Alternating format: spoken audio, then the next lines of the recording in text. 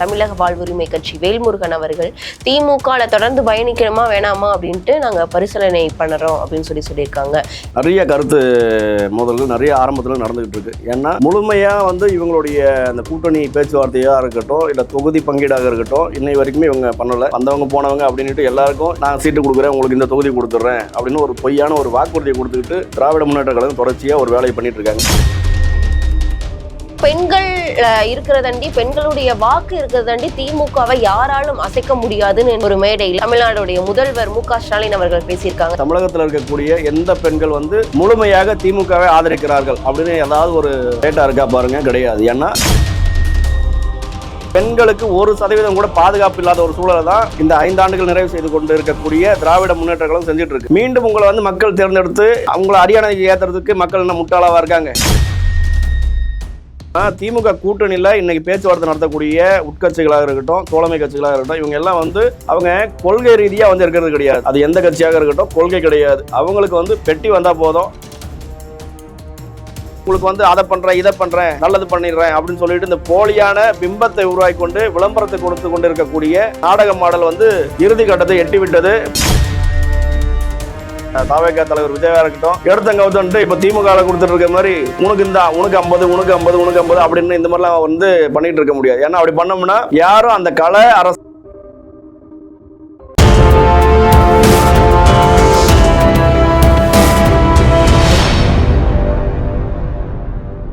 தமிழ் நேயர்களுக்கு வணக்கம். நான் உங்கள் பிருந்தா சங்கர். இன்று நம்மோடு சிறப்பு விருந்தினராக இணைந்திருப்பது அதிமுகவில் இருந்து ராஜேஷ் தேவர் அவர்கள். வணக்கம் சார். வணக்கம்.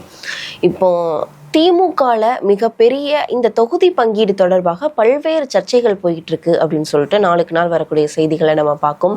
காரணம் என்னன்னா, தேமுதிகவிற்கு கிட்டத்தட்ட 10 இடங்கள், அதாவது 9 இடமும் ஒரு ராஜ்யசபாவும் கொடுத்ததுனால, அப்புறம் மாநிலங்களவையில மக்கள் நீதி மையம் அவர்களுக்கு முன்னுரிமை கொடுத்தது, அப்புறம் காங்கிரஸ் அவர்களுக்கு 28+1 அப்படின்னு கொடுத்துருது.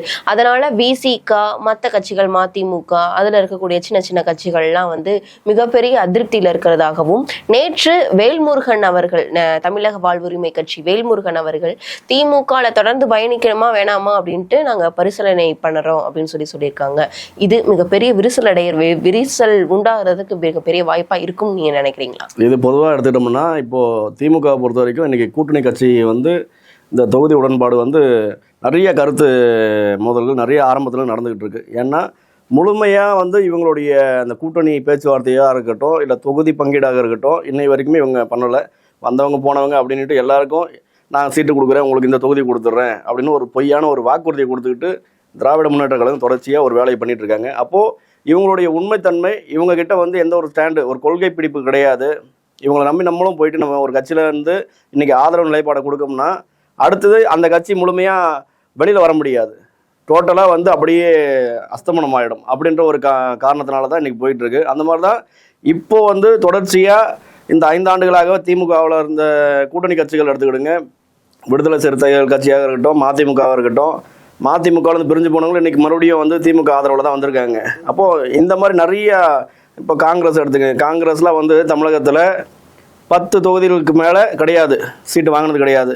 இன்றைக்கி சும்மா அவங்க ஒரு பூச்சாண்டி காட்டி நாங்கள் வெளியில் போயிட்டோம்னா உங்களால் தேர்தல் சந்திக்க முடியாது அப்படி இப்படின்னு ஒரு மெத்தனை போக்கான ஒரு வேலையை எடுத்ததுனால தான் இன்றைக்கி காங்கிரஸ் ஒரு 28 தொகுதி அந்த மாதிரி பேசி உள்ளே வந்திருக்காங்க. அப்போது திமுகவுக்கு ஆளும் திறன்ன்றது கிடையாது.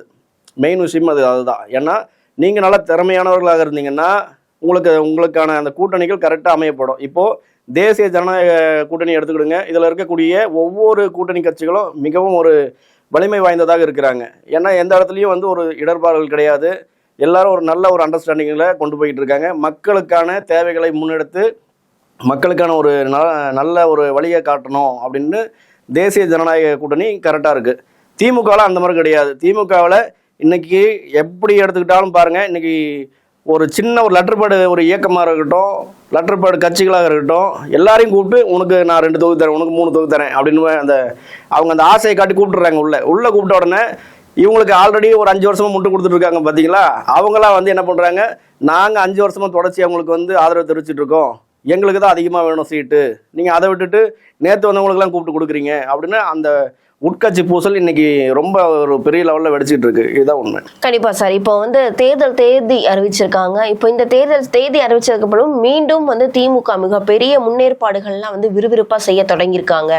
அதற்காக மாவட்ட செயலாளர்கள் கூட்டம்லாம் வந்து இன்று வந்து முதல்வர் அவர்களுடைய தலைமையில நடத்துறாங்க அப்படின்னு சொல்றாங்க. இன்னும் வந்து தொடர்ந்து ஒரு சில தினங்களா வந்து பெண்களுக்கு எதிரான பாலியல் கொடுமைகள் வந்து தொடர்ந்து நடக்கு.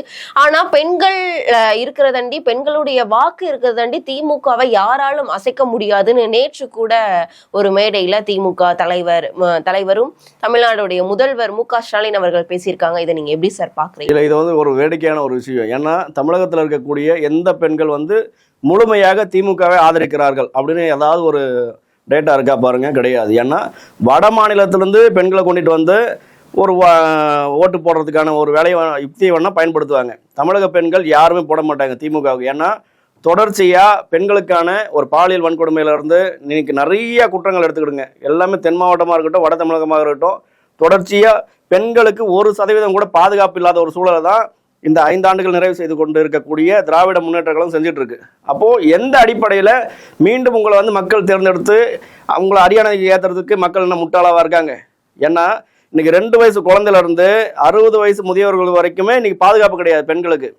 ஆனால் கேட்டால் நான் சமூக நீதி ஆட்சியை கொடுத்துக்கிட்டு இருக்கேன், பெண்களுக்கு சமமான இது கொடுக்க அப்படின்னு இந்த பொய்யான ஒரு விளம்பரத்தை கொடுத்துட்டு இருக்காரு திரு ஸ்டாலின் அவர்கள். ஆனால் எந்த வகையிலுமே பெண்கள் ஓட்டு இப்போது இந்த தேர்தல் தேதி அறிவிச்சாச்சு, ஏப்ரல் 23 தேர்தல் நாள். இவங்க எல்லாருமே என்ன பண்ணுவாங்க, திமுகவில் வழக்கம் போல் இவங்களோட நாடகத்தை ஆரம்பிச்சுட்டு அந்த கம்பெனியோடு அப்படி போவாங்க, கோஷ்டியோட. ஒவ்வொரு மாவட்டத்திலுமே ஒவ்வொரு பகுதியாக இருக்கட்டும், ஒவ்வொரு சட்டமன்ற தொகுதியிலையும் இவர்கள் போய் வாக்கு சேகரிக்க சென்றாங்கன்னா அங்கே பெண்கள், நம்மளுடைய தமிழ்நாட்டில் இருக்கக்கூடிய தாய்மார்கள் என்ன பதில் கொடுக்குறாங்கன்றதை பாருங்க, நேரடியாக தெரியும். கண்டிப்பா சார். இவ்வளவு விஷயங்கள் வந்து தமிழ்நாட்டு பெண்கள் மத்தியில இவ்வளவு விஷயங்கள் இருக்கு அப்படின்றது தெரிஞ்சும் கூட தமிழ்நாட்டு பெண்கள் இருக்கிறதாண்டி திமுகவால யாராலையும் அசைக்க முடியாது, திமுக கூட்டணியும் வலுவா இருக்கு அப்படின்னு சொல்றாங்க. இன்னுமே வந்து விடுதலை சிறுத்தைகளுடைய பேச்சு என்னவா இருக்கு அப்படின்றது தெரியல. தமிழக வாழ்வுரிமை கட்சி வந்து நேற்று இந்த மாதிரியான அதிருப்தியை வந்து தெரிவிச்சிருக்காங்க.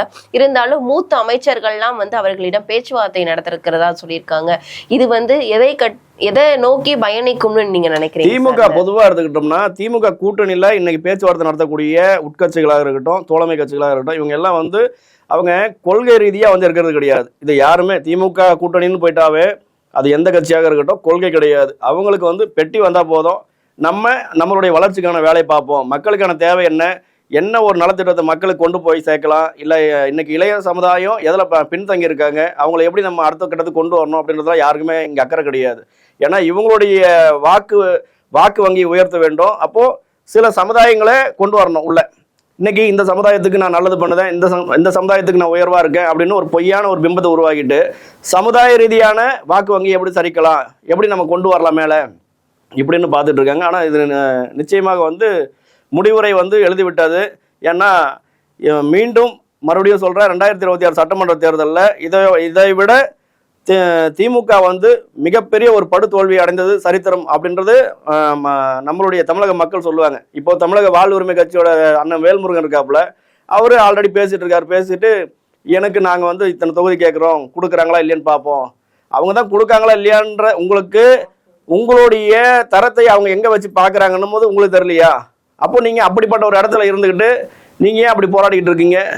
அதுக்கு தனிச்சு நின்றுட்டு போகலாமே, அந்த மாதிரி நிற்கணும். ஏன்னா இன்னைக்கு அனைத்து இந்திய அண்ணா திராவிட முன்னேற்ற கழகத்தோட கூட்டணியில் இருக்கக்கூடியவங்க எல்லாருமே பாருங்க, இன்னைக்கு எந்த ஒரு தவறான ஒரு பின்புலமும் இல்லாத ஒரு கூட்டணி கட்சி தலைவர்கள் தான் இருக்காங்க. ஆனால் திமுகவில் எடுத்துக்கிட்டோம்னா இன்னைக்கு ஊழல் குற்றவாளிகள் தான் இன்னைக்கு பெரும்பான்மையாக இருக்காங்க. திமுக கூட்டணியில் இருக்கக்கூடிய எல்லாருமே சரி, இதை யாரும் இல்லைன்னு சொல்ல முடியாது. இப்போ சமீபத்தில் கூட பார்த்த ஒரு காணொலியில் நம்மளுடைய அறநிலைத்துறை அமைச்சராக இருக்கக்கூடிய இந்த அல்லலுயா பாபு அவர்கள் என்ன பண்ணாரு, ஓட்டுக்கு கூட்டத்துக்கு திமுக கூட்டத்துக்கு ஆட்களை கூட்டிட்டு வந்து ஒரு ஆளுக்கு 500 எண்ணி கொடுத்துட்டு இருக்காப்புல. அப்போ உங்களுடைய கொள்கை பிடிப்புல மக்கள் யாரும் வரது கிடையாது. உங்க கட்சியோட நிகழ்ச்சியாக இருக்கட்டும், நீங்க வந்து ஒரு பிரச்சாரத்தை மேற்கொண்டாலுமே சரி, நீங்க பணம் கொடுத்து தான் இன்னைக்கு பொதுமக்களை கொண்டுட்டு வரணும். இந்த தொகுதியில் இருக்க மக்கள் வந்தா பரவாயில்ல, வேறொரு தொகுதியில் இருக்க மக்களை கொண்டு வர்றாங்க. அப்போ இப்படி ஒரு அவலட்சணமான ஆட்சியை தான் இந்த 5 ஆண்டு காலமா அண்ணன் நாடக கம்பெனி முதல்வர் கொடுத்துட்டு இருந்தாரு. அதெல்லாம் முற்றிலும் மாறிடும். வரக்கூடிய தேர்தலில் நல்ல ஒரு பதில் கிடைக்குன்றதை தெரிவிச்சுக்கிறோம். கண்டிப்பா சார். திமுக கூட்டணியில தான் இந்த சலசலப்பா அப்படின்னு பாத்தீங்கன்னா, அதிமுக அதாவது என்டிஏ கூட்டணிக்குள்ள விஜய் அவர்களை கொண்டு வருவதற்கு பிஜேபி கடுமையான முயற்சிகள் எல்லாம் மேற்கொள்ளுது அப்படின்னு சொல்லிட்டு நாளுக்கு நாள் வரக்கூடிய செய்திகள் மூலியமா நமக்கு தெரியுது. ஏன்னா தொகுதி பங்கீடு அது தொடர்பாக வந்து குழு அமைச்சு ஒரு 4 பேர் கொண்ட குழு அமைச்சு அந்த தொகுதி பங்கீடை சரி செய்யணும் அப்படின்னு சொல்லிட்டு எடப்பாடி அவர்கள் சொல்லியிருக்காங்க. இன்னொரு புறம் பிஜேபி அந்த என்டிஏ கூட்டணிக்குள்ள விஜய் அவர்களை கொண்டு வந்ததற்காக தீவிர முயற்சியில ஈடுபட்டு இருக்கதா சொல்லிருக்காங்க. கிட்டத்தட்ட பாத்தீங்கன்னா 60 சீட்டுன்றாங்க, 80 சீட்டுன்றாங்க, துணை முதல்வர்ன்றாங்க. இது எந்த அளவுக்கு என்டிஏ கூட்டணிக்கு லாபகரமா இருக்கும், எதன் அடிப்படையில இந்த மாதிரியான சீட்டு அதாவது தொகுதி பங்கீட சொல்றாங்கன்னு நீங்க நினைக்கிறீங்க? இல்ல, பொதுவா வந்து என்டிஏ கூட்டணியில வந்து இன்னைக்கு தமிழக வெற்றி கழகத்துடைய தலைவர் விஜய் அவர்களை வந்து உள்ள வரதுக்கான பேச்சுவார்த்தை நடக்குது அப்படின்னு நம்மளும் எல்லா இடத்துலையும் பார்த்துட்டு இருக்கோம். ஆனால் இது வந்து தேசிய ஜனநாயக கூட்டணி கட்சியோட மாநில தலைமையும் மத்திய அரசாங்கத்தில் இருக்கக்கூடிய அந்த தலைமையும் தான் முடிவு பண்ண வேண்டியது. ஆனால் அப்படி ஒரு காலகட்டம் ஏற்பட்டு தமிழக வெற்றி கழகத்துடைய தலைவர் விஜய் அவர்கள் இந்த என்டிஏ கூட்டணிக்குள்ளே வந்தாங்கன்னா இன்னும் ஒரு நல்ல ஒரு முன்னேற்பாடாக இருக்கும். ஏன்னா மக்களுக்கு ஒரு நல்லது செய்யணுன்ற ஒரு கொள்கையோடு வரீங்க, அப்போது அது நல்லவர்களோட பயணிங்கன்றது தான் எங்களுடைய கருத்து. ஏன்னா உங்களோட ஸ்டாண்டு இதுதான், உங்களுடைய முதல் தேர்தல் நீங்கள் சந்திக்கிறது தமிழக வெற்றி கழகத்துக்கு. அப்போது நீங்கள் உங்களுடைய இருப்பை எப்படி கொண்டுட்டு வரணும், இன்றைக்கி நம்ம வந்து ஒரு நல்ல கூட்டணியில் நம்ம வந்து உள்ள அங்கே வகித்தோம்னா அடுத்த தேர்தல் 2031 இன்னும் ஒரு பெரும்பான்மையாக வரலாம். அப்போது இது வந்து வரவேற்கக்கூடிய விஷயம்தான். ஆனால் இதுக்கு வந்து முழுமையாக வந்து பாஜக அழுத்தம் கொடுக்குது, அதிமுக அழுத்தம் கொடுக்குது அப்படின்றத சும்மா இதெல்லாம் கட்டுக்காத. இதெல்லாம் வந்து யாரும் ஏற்றுக்கிட முடியாது. ஏன்னா வரதும் வராதும் அவங்களுடைய விருப்பம். இது வந்து விமர்சனங்கள் வந்து போலியான விமர்சனங்கள் நிறைய உருவாகிட்டு இருக்கும். தாவேகாவுடைய தலைவர் விஜய் வந்தாலுமே நல்ல ஒரு விஷயம் தான், ஏற்றுக்கிடக்கூடியது. கண்டிப்பா இது நல்ல கூட்டணி அப்படின்னு நீங்க சொல்றீங்க. 2021 இது நல்ல கூட்டணியா இருந்தது, மக்களுக்கு விரோதமான கூட்டணியா இல்லை. ஏன்னா பாஜக வந்து அதிமுகவோட கூட்டணியில் இருக்கிறதுனால மக்களுக்கு வந்து அதாவது சிறுபான்மையினர் மக்களுக்கு எதிராக வந்து பாஜக நிறைய திட்டங்களை வந்து கொண்டு வருவாங்க அப்படின்ட்டு தான் 2021 அதிமுகவை ஆட்சி கட்டுல இருந்து மக்கள் அகற்றினாங்க. இப்ப மீண்டும் அவர்களோட கைகோர்த்திருக்காங்க. இதுல விஜய் அவர்களையும் நீங்க கொண்டு வரதற்கான முயற்சிகளை வந்து மேற்கொள்றாங்கன்னு சொல்றீங்க. இது எந்த அளவுக்கு லாபமா அதிமுகவினருக்கு இருக்கும் நீங்க நினைக்கிறீங்க? இல்ல, பொதுவா வந்து இந்த சிறுபான்மை மக்களுக்கு வந்து பாஜக வந்து பெரிய லெவல்ல வந்து ஒரு ஒரு போலியான பிம்பத்தை உருவாக்கி காட்டுறாங்க. எப்படின்னா சிறுபான்மை மக்களை வந்து சிறுமைப்படுத்திக்கிட்டு அவங்களுக்கான எந்த ஒரு வளர்ச்சிக்கான திட்டங்களும் அறிவிக்கிறது கிடையாது அப்படின்னு ஒரு பொய்யான பரப்புரையை தொடர்ச்சியா திராவிட முன்னேற்ற கழகம் கொடுத்துட்டு இருக்காங்க. ஏன்னா சிறுபான்மை மக்களை வந்து இன்னுமே சிறுமைப்படுத்தி கொண்டு இருக்கிறது இந்த திராவிட முன்னேற்ற கழகம்.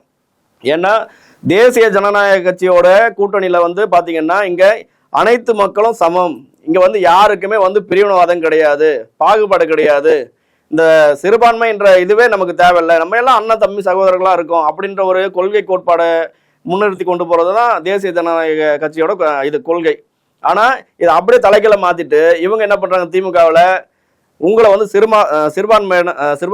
சிறுபான்மையினர் நீங்க, அதனால வந்து உங்களுக்கு வந்து இந்த பாஜக உள்ள வந்துருச்சுன்னா உங்களை முற்றிலும் அழிச்சிடுவாங்க, உங்களுடைய வாழ்வாதாரத்தை பறிச்சிடுவாங்க அப்படின்ட்டு இந்த பொய்யான ஒரு விமர்சனத்தை கொடுத்துட்டு இருக்காங்க. இதனால வந்து திமுகவில் இருக்கக்கூடிய ஒரு சிலர் 1% அந்த இஸ்லாமியர் பெயர் தாங்கியவர்கள் மட்டும்தான் சிறுபான்மையினர், அதில் இருக்கக்கூடியவங்க தான் திமுக இன்னமும் சப்பக்கட்டு கட்டி சொல்லிக்கிட்டு இருக்காங்க. மற்றபடி உண்மையாக இருக்கக்கூடிய இந்த சிறுபான்மையினர் வந்து இஸ்லாமியர்களாக இருக்கட்டும் கிறிஸ்தவர்களாக இருக்கட்டும் எல்லாருமே முற்றிலுமாக மீண்டும் வேண்டும் மோடி அப்படின்ற ஒரு ஸ்டாண்டில் தான் இருக்காங்க.